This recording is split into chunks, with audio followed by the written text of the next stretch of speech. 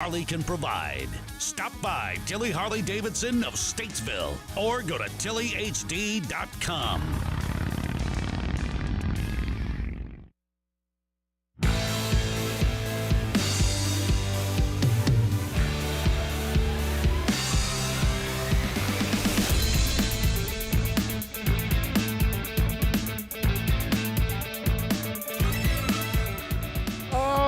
Everyone, welcome to the Scoreboard. Today is Tuesday, and we have a good one in store for you today. 844-STUDIO-4, that's 844-788-3464 is the phone number. Get you right here onto the Scoreboard.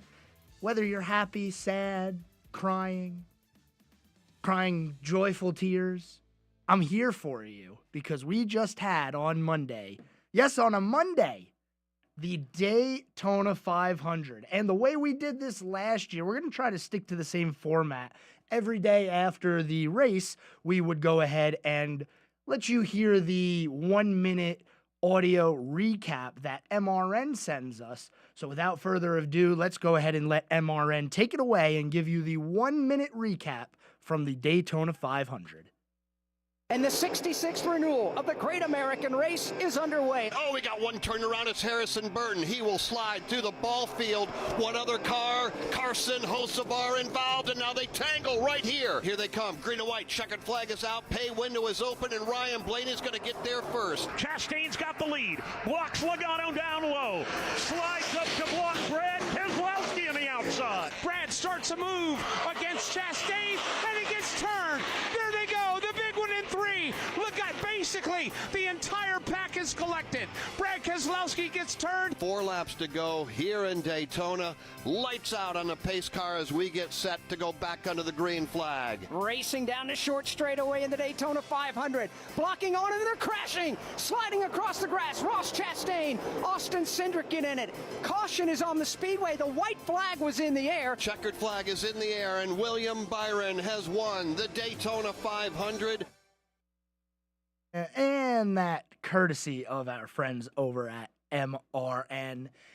I failed to mention this before we started. I'm joined by another guest today. Actually, same guest as yesterday. Patrick Reynolds, once again, joining me to talk NASCAR. That was pretty much all they needed to put in the 1-minute recap because other than the start of the race, the crash 4 laps in, and the big one at the end, it was kind of uneventful. It was pretty smooth. Oh. It was pretty smooth. The big crash at the beginning, big crash at the beginning, big crash at the end, and then the final lap sort of halfway run under caution. We can dissect that.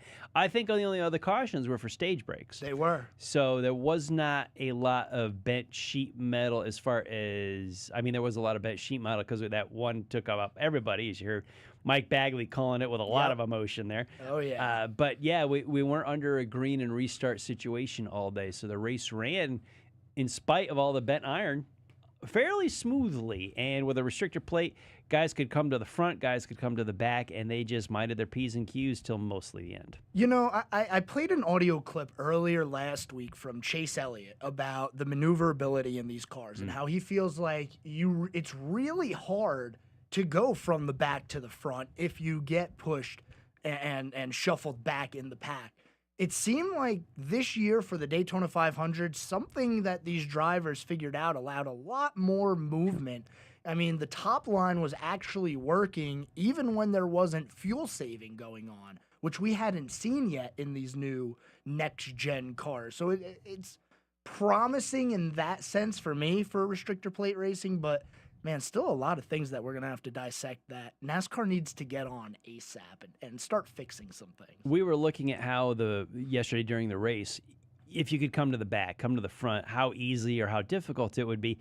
Kyle Busch showed that when he had problems with the left front, they had a slow stop on the right side. They came to the left side. It messed up the pit crew's cadence. They had a problem on the left front. So after pit stops, Kyle had to come back in, went to the back of the pack, and he was leading within 20 laps. So at least the RCR car with the 8 with Busch, he could come to the front from the back of the pack. Maybe not all of them could, but we did see that last night where Chase was probably referring to last year. This year, right, you can pass. But the cars did look unstable. They did. And you know, specifically I'm thinking about last year. I don't remember which Daytona race it was. I'm pretty sure it was the second one where they got side by side and stayed side by side for laps and laps, and they actually came to the finish side by side. Nobody wanted to go make the third line work.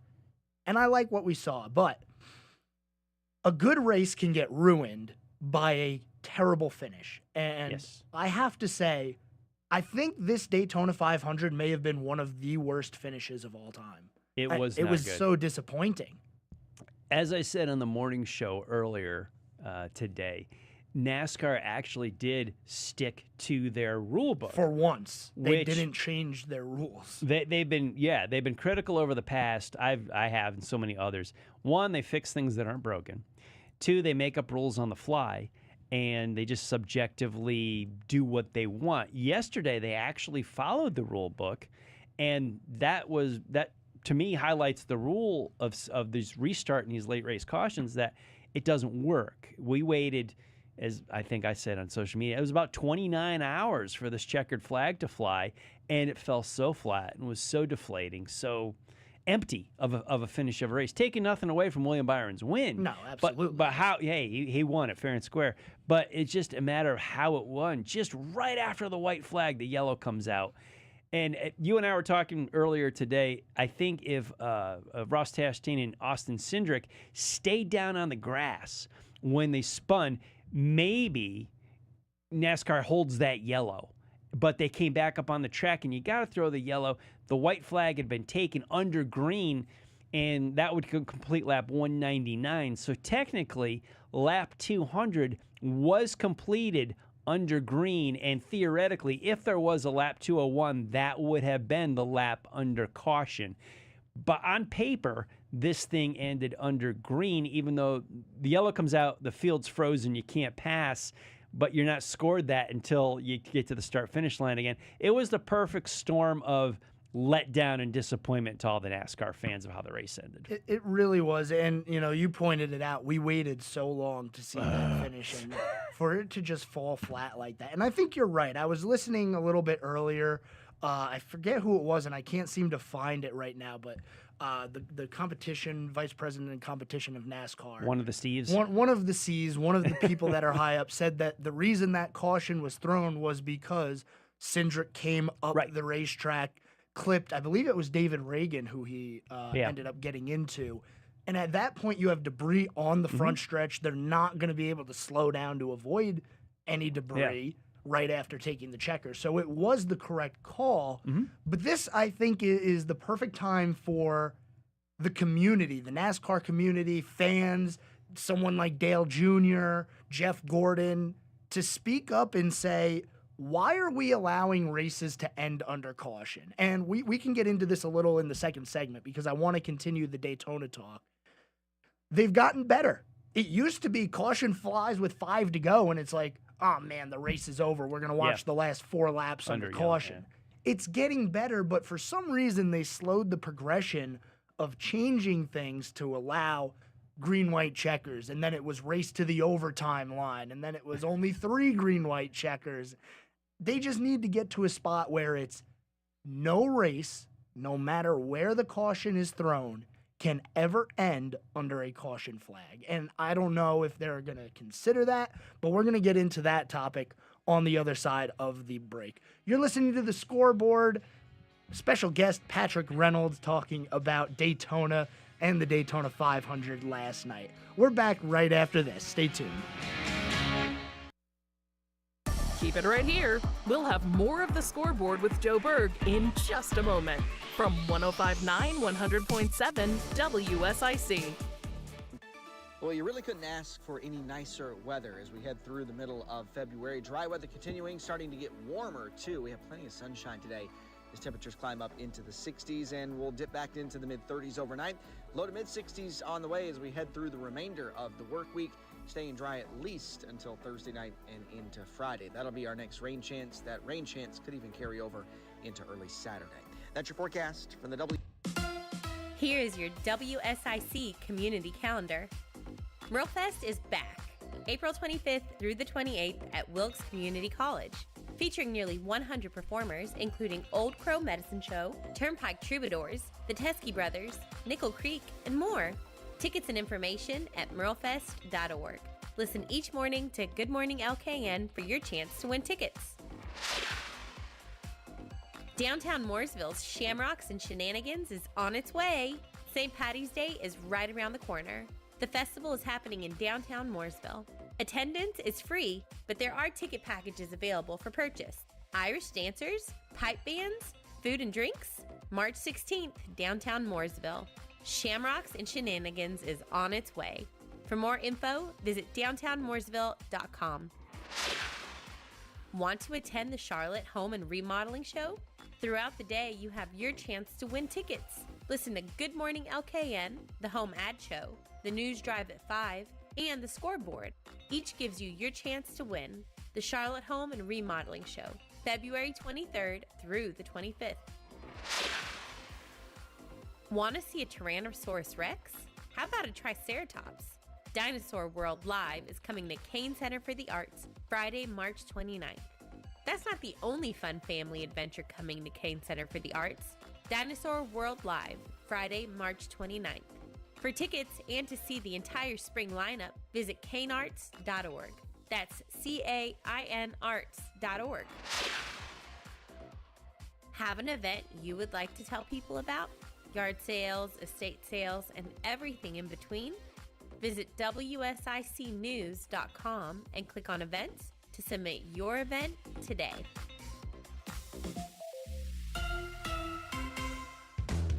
Little Shavers Wood Shop and Building Supply is your one-stop source for winter electric and torpedo heaters, heat lamps, pine and cedar shavings, ice melt, and snow sleds. Plus year-round items including PPG paints and stains, tools for plumbing and heating, and automotive supplies. Over 55,000 warehouse products available. You'll find Little Shavers on Facebook and online at littleshavers.com. That's LILshavers.com. Talk sports with Joe Berg. Call 844-STUDIO-4. It's the Scoreboard on 105.9, 100.7 WSIC.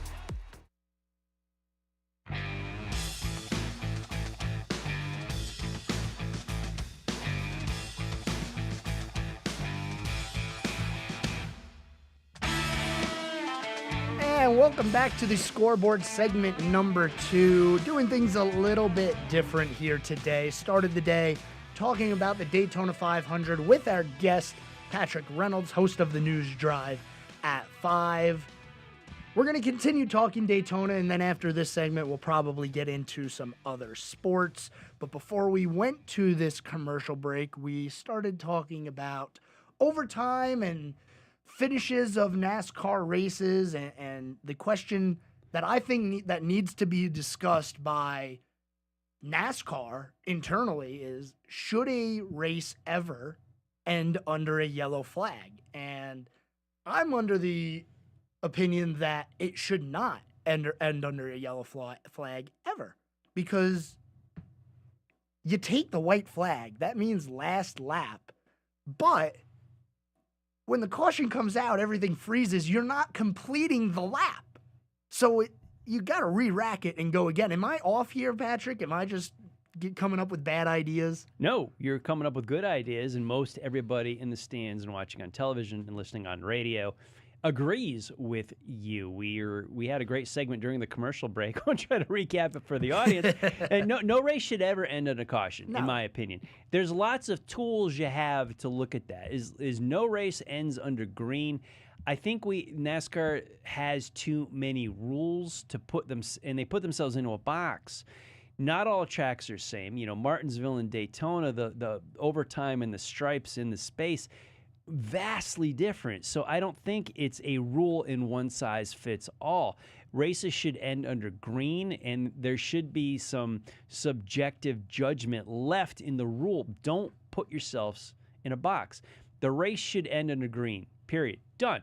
It did not. On paper and technically, NASCAR followed the rules. They did what the rules said, but the rule to me isn't stating what it should be. And they've played with this many times. Many iterations. There's all kinds. The overtime line on the backstretch they had. You know, that ended after, it might have been the last Indianapolis Oval race that they ran before they went to the road course with Casey Kane, Brad Keselowski, and Denny Hamlin leading at different times in like the final 3 restarts, and they kept wrecking behind them, and they couldn't get to the overtime line. And then finally, there was a wreck on the backstretch, and NASCAR waited and waited, and right when Kane hit that overtime line, said, "Okay, caution's out. We're done. We're getting out of here." So at least they got rid of that and made it a little better, but it's still not good. It's better, but it needs to keep going further. The leader needs to cross under the checkered flag under green. Leave that subjective so you can have different interpretations of that, because you have to. Daytona doesn't fit Darlington, doesn't fit Sonoma or Watkins Glen or Bristol. They're all different, but the race should simply end under green and leave some room. NASCAR, put yourself in the mirror, look in the mirror. Don't put yourself in a box. I talked on the morning show this morning. We've got rules to have rules to have rules. We've got too many rules in this case. You've got to leave a little bit of room for judgment, much like an umpire in the strike zone in a baseball game. Yes. There is room for interpretation. We have to do that for the race fans and for the good of the sport. Especially the Daytona 500, got to end under green. By paper, on paper, it did, kinda, but not real life. No, it did not. We had a caution and it froze the field. And it froze the field early in the lap, too. There was still 2.5 miles to go in the race. If there's a wreck on the last lap, there's got to be room for NASCAR to use judgment and hold that yellow. There's sometimes, like the Xfinity race on Monday night. Yes. They wrecked on the backstretch of the final lap. They didn't throw the yellow, and they let the leaders come around. Because there's room for judgment. The infamous 2007 Daytona 500 finish with Mark Martin and Kevin Harvick. They didn't throw the caution while there's a car upside down coming to the line. There it's a case where they should have. Absolutely. Should have thrown a caution. And if you're going by the rule book. Right. Well, that's where you got to throw the caution. Nothing is more important than the safety of these guys buckled in the cars. But you can tell sometimes when there is a wreck or a spin, guys are spinning through the grass near the back of the pack. Let these guys throttle up and go back. But you need room for judgment. They should have thrown the yellow last night. None of this was the bad call by the rule book. But then you've got your biggest race of the year with a very flat finish, and it was lame. It was lame. And not only that, I was watching the Fox broadcast of the race, and I kept saying, they still haven't shown the freeze frame of, okay, here's when the caution came out. I had to go to social media afterwards for NASCAR to put out an explanation saying, here is the frame that we did not show. How do you make a mistake? And this is a little different conversation, and it goes to Fox and their broadcast going downhill over the past decade, and maybe NASCAR not communicating well with them and showing them that freeze frame, but it was fishy because at one point they showed a light come on and it was clear that Alex Bowman was ahead. And I thought that was the freeze frame that they were trying to show us, but it turns out it wasn't. There was one that they weren't showing us, and that's when we found out William Byron was actually the winner. There's just a lot of things that went wrong in the final 20 minutes of that race, from 3 laps to, or 10 laps to go on, with the big one on the backstretch and 2 cars that caused the big one end up finishing 1-2. It's just a mess. I'm getting myself worked up. Calm down. Yeah, take it away. The caution flag is actually measured in 3 different spots. 1, the flagman with the actual flag. Right. 2, the lights around the track. Right. 3, and this is like the Bible, which we don't see or hear, but that's the call made in the tower of put it out. That is there's a little human element technology time delay from the call on the microphone where you hear my voice, put it out, the lights on the track, and the flag waving. Those are actually 3 different time stamps. And you're bringing up a good point. why is the person that is radioing put it out, not the guy with his finger on the trigger saying, oh, because he's making the decision. Right. Why aren't you putting control of the lights in his hands so that it can be an instantaneous, okay, the wreck put it out? Because say 100, 200 yards before they actually wrecked, I still don't think they would have gotten the caution out before they took the white flag because of the chain that they have to go through. Somebody has to say put it out. That guy's got to It was too fast. They weren't going to do it. But at least if you have the person who is making that decision and radioing in, put it out, put the caution out.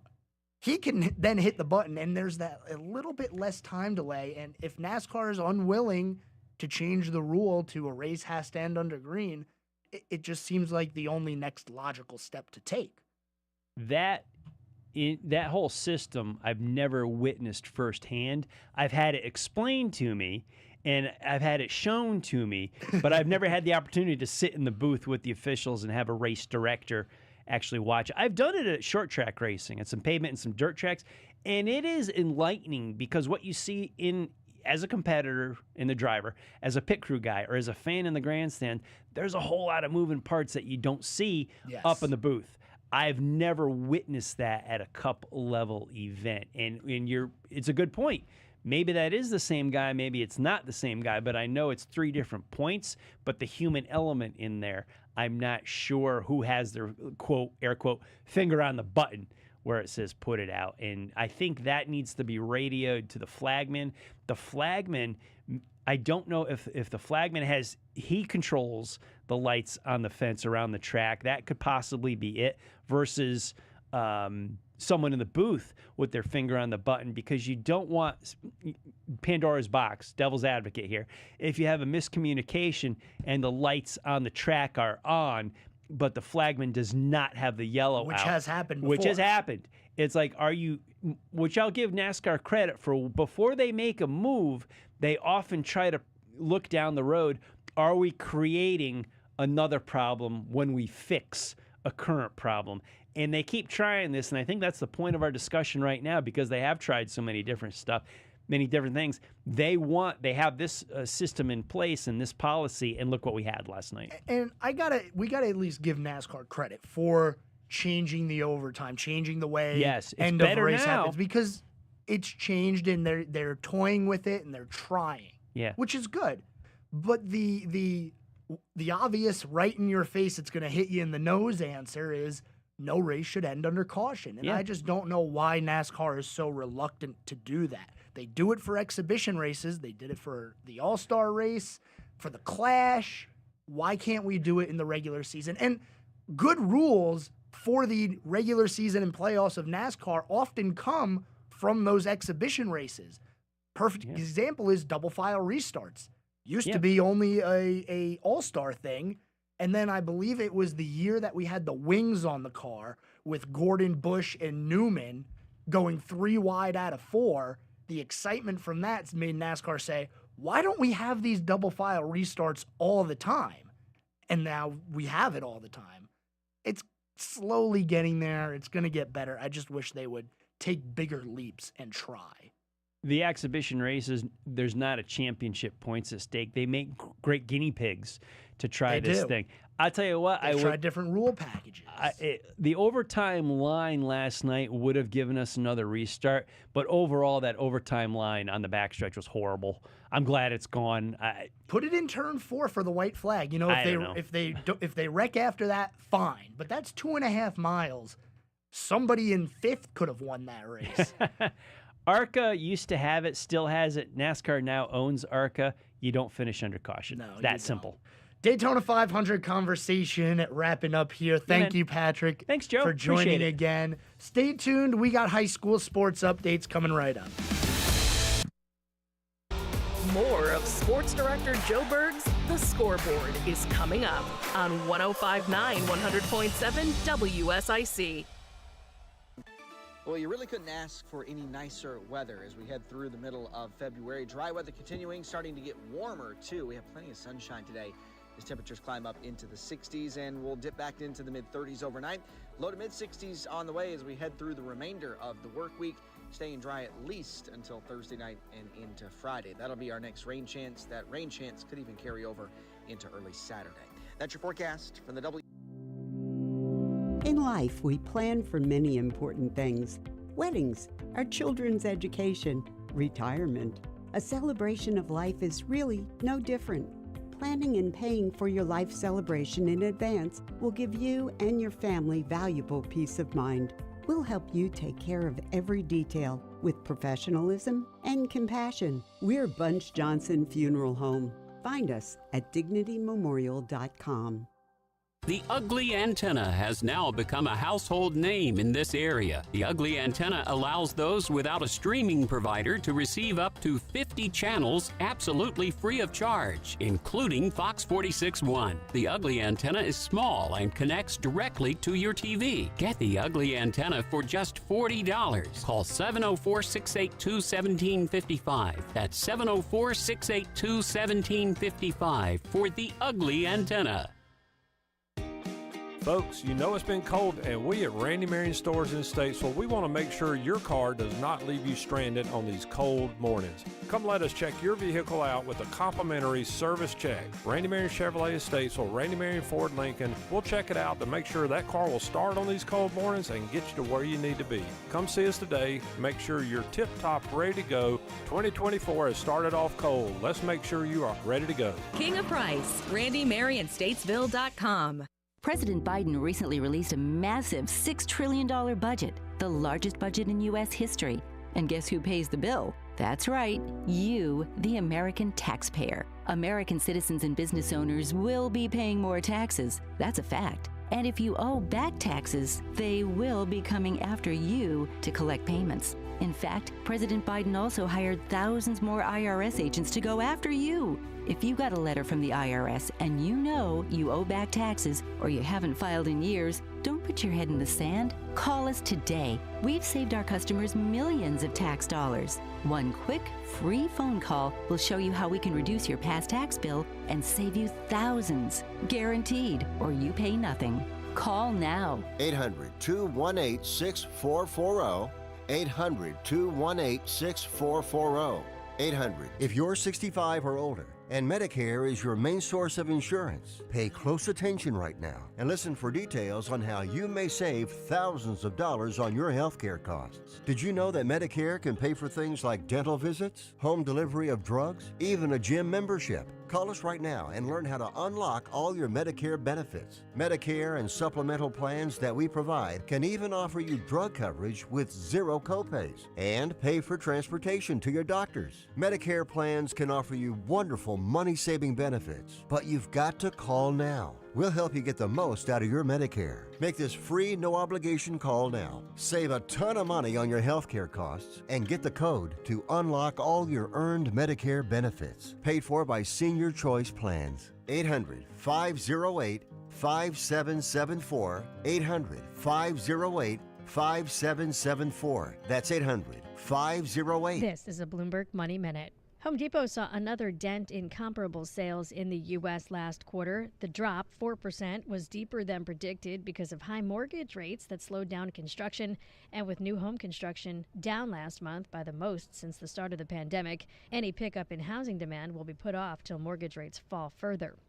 Walmart is expecting consumers to make careful decisions about spending going forward that'll cut into the growth of sales. Walmart's chief financial officer says people are spending less per trip, but shopping often. Walmart, meantime, is looking for growth outside of stores through ad sales. It's nailed down its deal to buy TV maker Vizio, giving it access to a TV operating system. And it's about to get more expensive to check a bag if you fly American, which announced it's raising its bag fees on domestic flights. Stocks closed lower on Wall Street. The Dow fell 64 points. The Nasdaq lost 145. The S&P slipped 30. Erica Herskowitz, Bloomberg Radio. Now more of the Scoreboard with Joe Berg on 105.9 100.7 WSIC.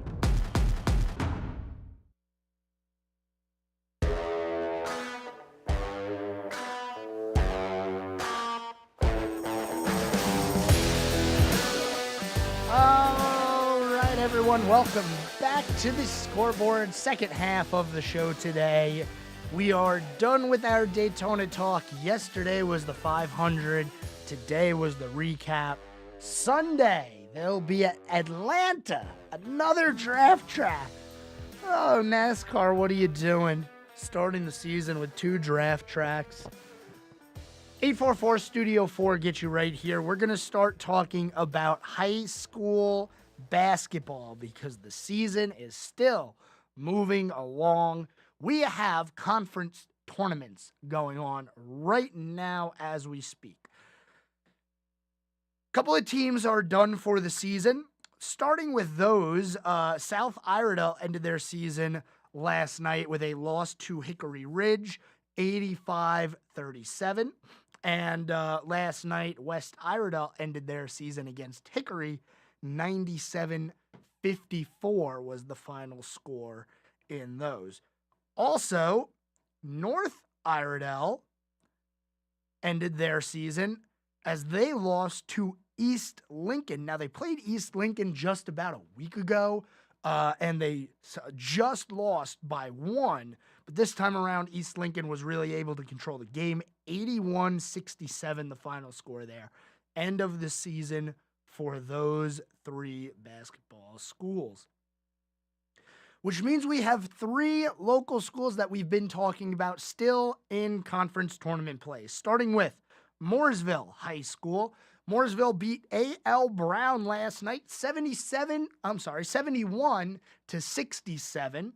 This was a lot closer than I thought it was going to be because on Monday of last week, Mooresville faced off against A.L. Brown and beat them 72-37.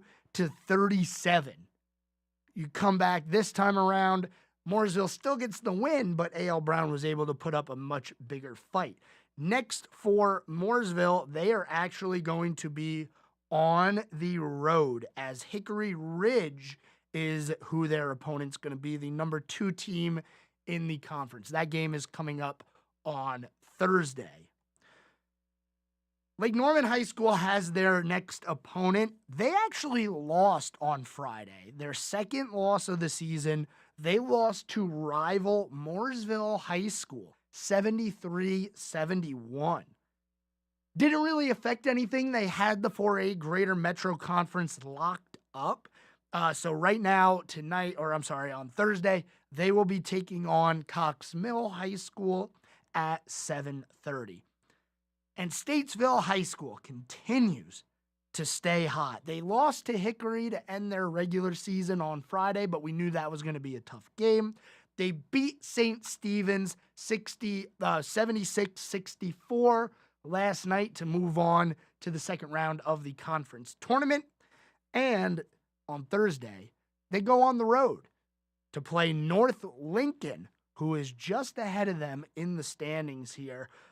They lost to North Lincoln earlier in the year 2 times. Now, the first time they lost was at the very beginning of the year when they were going through that rough patch in the schedule where Statesville played 3 games in like a month and a half. Yeah, that's when they lost to North Lincoln. And then during their skid a little bit later in the season, they played North Lincoln a lot better, might I add, 94-83, but still fell in that game. So now a chance to redeem themselves 3rd time around. They are on the road against North Lincoln at 7:30 on Thursday. That is how things are shaking out in the high school football or basketball, high school basketball scene. Quick little updates, some things that are in the news that you should know about. Number 1, the MLB. Yes, Major League Baseball. Baseball's back, ladies and gentlemen. We are back. Every single team has had pitchers, catchers, and position players report to spring training. The Cactus League, first game, February 22nd. That is this coming Thursday. The Grapefruit League starts a day after them on Friday, the 23rd. And opening day for MLB, March 28th, just over 1 month away. get excited. It's going to be a good baseball season. Now, the Dodgers might dominate the regular season. Be forewarned. They have a stellar roster. But we'll see what happens in the playoffs. So be prepared for a dominant run by the Dodgers, maybe competing for the most wins all time. Possible prediction. We got a long way to go before baseball. We're not doing any predictions yet. So that is just something that I thought that you guys should all know about. Also in the news, college football. Yeah, I know. Isn't that interesting? We have college football news in the middle of college basketball season. Well, this one is kind of big. The College Football Playoff Board of Managers unanimously approved a model that will guarantee the 5 highest-ranked conference champions inclusion in the expanded 12-team field this fall, along with the next 7 highest-ranked teams. This was announced on Tuesday. And the reason this is news is because, well, the Pac-12 fell apart. We had a deal in place. It was going to be the six highest ranked conference champions.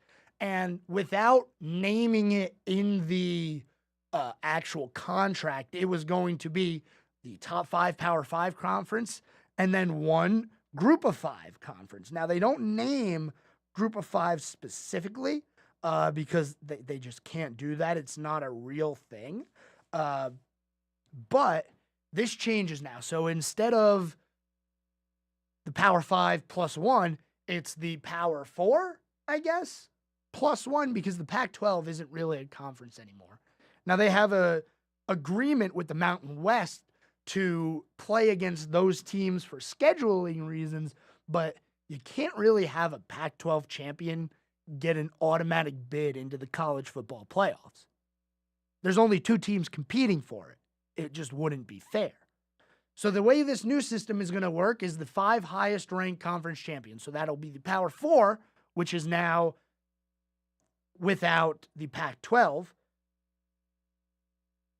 And then one Group of 5 will make it. So SEC, Big 10, Big 12, and ACC, all of those conference champions are guaranteed a spot in the playoffs. Then the next highest ranked conference champion out of the American Athletic Conference, Conference USA, Mountain West, Sun Belt, or Mid-American Conference.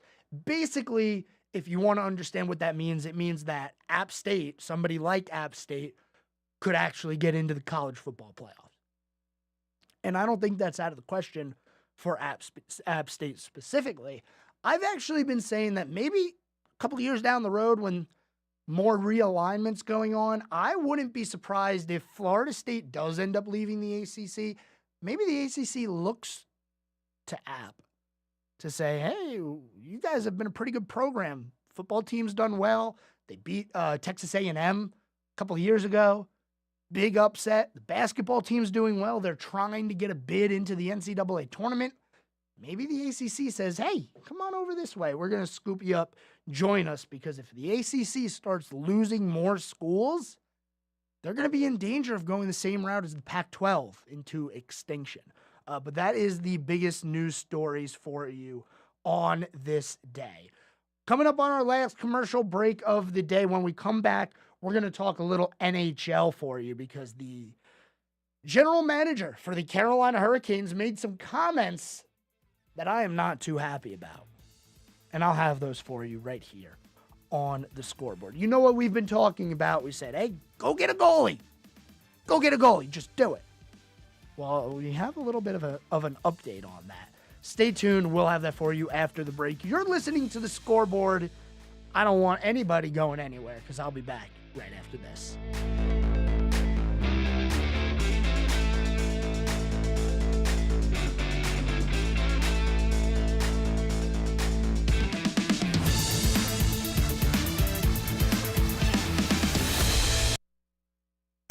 This guy knows his sports, right? There's more of the Scoreboard with Joe Berg on the way on 105.9 100.7 WSIC.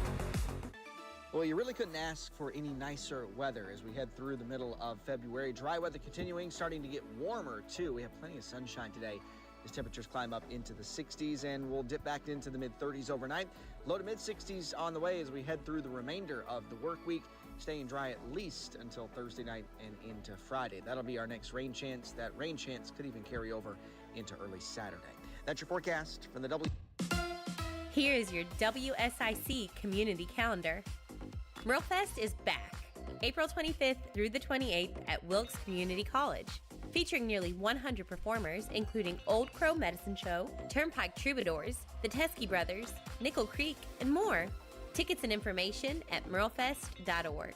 Listen each morning to Good Morning LKN for your chance to win tickets. Downtown Mooresville's Shamrocks and Shenanigans is on its way. St. Patty's Day is right around the corner. The festival is happening in downtown Mooresville.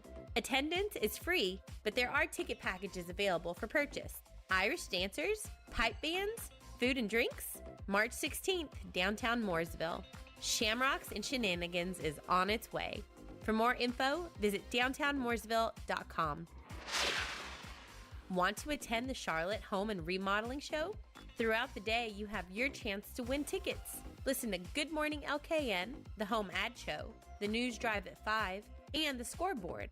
Each gives you your chance to win. The Charlotte Home and Remodeling Show, February 23rd through the 25th. Want to see a Tyrannosaurus Rex? How about a Triceratops? Dinosaur World Live is coming to Kane Center for the Arts Friday, March 29th. That's not the only fun family adventure coming to Kane Center for the Arts. Dinosaur World Live, Friday, March 29th. For tickets and to see the entire spring lineup, visit canearts.org. That's CAINarts.org. Have an event you would like to tell people about? Yard sales, estate sales, and everything in between? Visit WSICnews.com and click on events to submit your event today. Make your work easier with Eagle Rentals of Troutman and Statesville. Eagle Rentals has generators, heaters, fans, painting equipment, floor care equipment, pressure washers, lighting equipment, and lawn care equipment. Plus, Eagle Rentals has construction equipment like forklifts, bobcat loaders, backhoes, excavators, and more. Reserve online at eaglerentals.com. That's eaglerentals.com. The Scoreboard with Joe Berg continues now on 105.9 100.7 WSIC.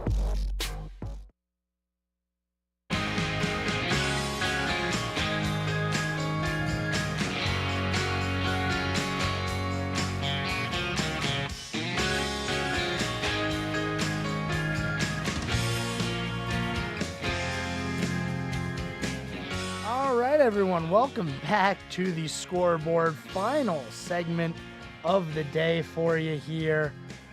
Got a good one. Stay tuned. We got some NHL news. Man, oh man. I'll tell you what. The Carolina Hurricanes frustrate me. They do. Because we've been talking about this for quite some time. Hey, the Hurricanes should probably go get a goalie.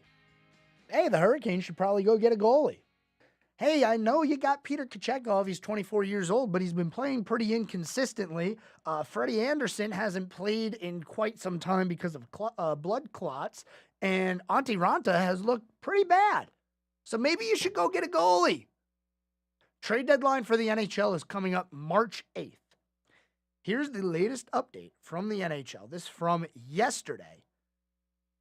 This is actually a quote from Don Waddell, the GM of the Carolina Hurricanes. Our first priority, if we're giving up premium picks or prospects, we want to make sure that we get a player for more than a few months. That's why we stay in touch with a lot of teams and guys. For us to make that kind of deal right now, there's just not a lot of non-rentals out there. Most players being shopped are unrestricted free agents at the end of the year. And that makes sense. You know, you don't want to trade away a first-round pick for a guy that you know isn't going to get signed come this offseason and will be playing somewhere else, even if you bring him in. And that's fine. You know, there's different philosophies with that. Some GMs do it all the time, others don't. You know, to each their own. This is the part that makes me angry. Waddell said the Hurricanes are not looking for a goalie.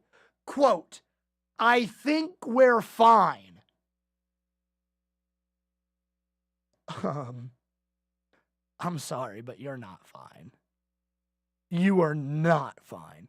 The inconsistency of that goaltending is going to get you eliminated in either round 2 or 3 from the NHL playoffs.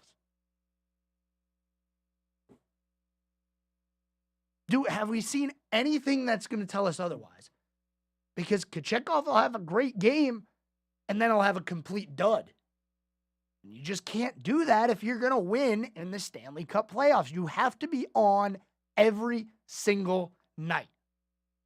And, you know, this doesn't really have anything to do with this, but last 2 times Carolina's made it to the conference championship games, they've gotten swept. And goaltending has a lot to do with it. Boston blew them out of the water. Florida, not even a competition. That's the last 2 times they've been to the conference championship, conference finals. And they can't even win a game. And the inconsistency of the goaltending is going to contribute to that. But hey, what do I know? You know, I've just been watching for a few years now, and the number one thing I noticed is how inconsistent the goaltending is. But you know what? Yeah, don't spend your first round pick on a rental player who might help you go win Stanley Cup. It's fine. We don't care. I don't understand this. And I'm trying to, because I get it. You believe in your heart that Frederik Andersen is going to be able to come back this year. But then who's going to back him up? Is it going to be Ranta? Because he's been pretty inconsistent. Is it going to be Kochetkov? He's also been pretty inconsistent. And who's to say that Anderson's health sticks around for the entire playoffs? There's no guarantee. There is absolutely no guarantee. But they're acting like it. And it's going to get them in trouble in the playoffs. But for now, they seem to be doing okay. All right, honestly. Things have looked good recently. The goaltending hasn't been too bad. They're on a hot streak with goaltending, so there's that to look forward to. And last night they played one of the I wouldn't say one of the worst teams in the NHL. A team that's not all that great, I guess, is what we should probably say. Because when you look at the standings, they aren't last. Well, actually, over the last couple of days, they have gone to last. So that changed. We beat the Chicago Blackhawks 6-3. Okay? That's fine. It's the Blackhawks. You're expected to win. And Carolina's been on a hot streak lately, but they haven't closed the gap to the top of the division. Currently 4 points back of the New York Rangers. The reason they haven't closed the gap is because after that January slump that the Rangers went through and they really started to let other teams back into the race for the division, they've now gone on a heater. 7 consecutive wins for the New York Rangers, the most recent one being on Sunday night. We didn't have a chance to talk about this yesterday, but the NHL Stadium Series in MetLife was a hit, in my opinion. I thought it was really good, especially the Sunday game. You could tell it was packed. Probably sold out, honestly. Rangers, Islanders, the Islanders up 3 goals at one point. Rangers come back late in the third period, and they win it in overtime. That pushed their win streak to 7 games. And that is why Carolina hasn't been able to close the gap. But they're at least winning and starting to separate themselves from the rest of the Metropolitan Division. They are now 6 points ahead of the Philadelphia Flyers and 11 points ahead of the New Jersey Devils. Remember, early January, we were talking about it was 11 points in the Metro from 2nd to 7th. Everybody was crammed in there, and they might not have the best records, but it was the most competitive division for a long time. Things are starting to separate. Cream's rising to the top. You have the Carolina Hurricanes starting to really separate from the bottom of the Metro.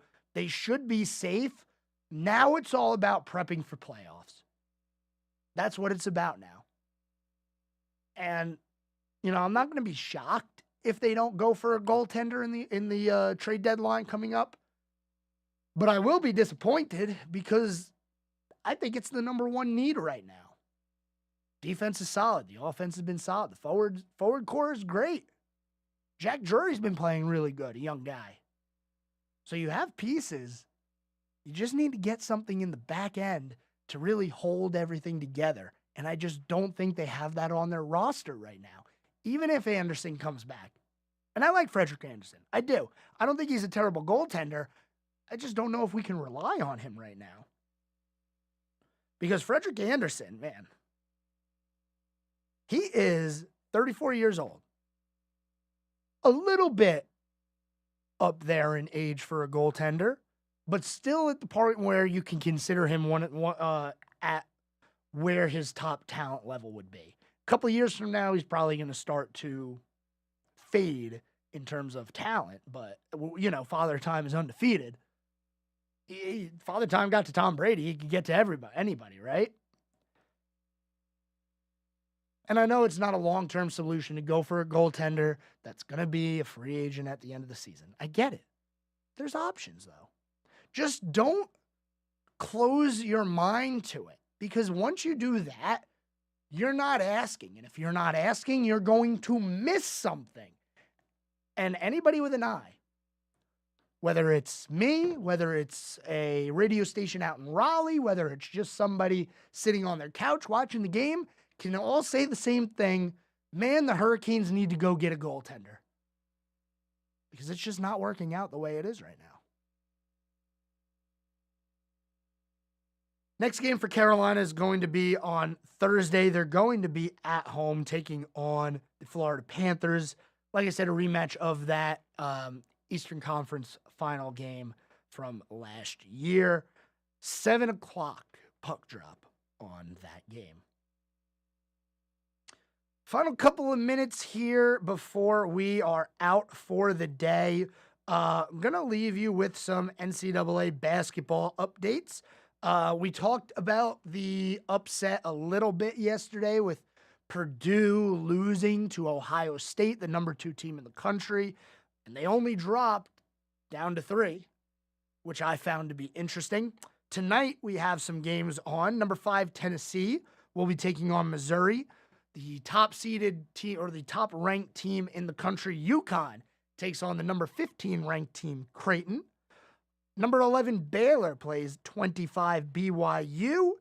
Texas Tech, the 23 ranked team, plays TCU.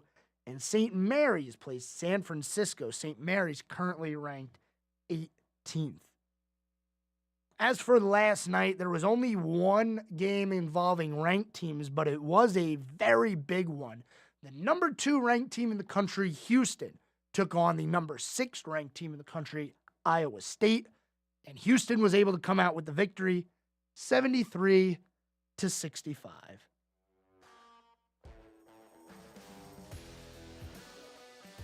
We've made it to the end of another show here on the Scoreboard. Thanks, everyone, for tuning in. Tomorrow, we're going to start previewing the NASCAR race this weekend at Atlanta, as well as always, keep you updated on local high school sports, as well as college and professional sports.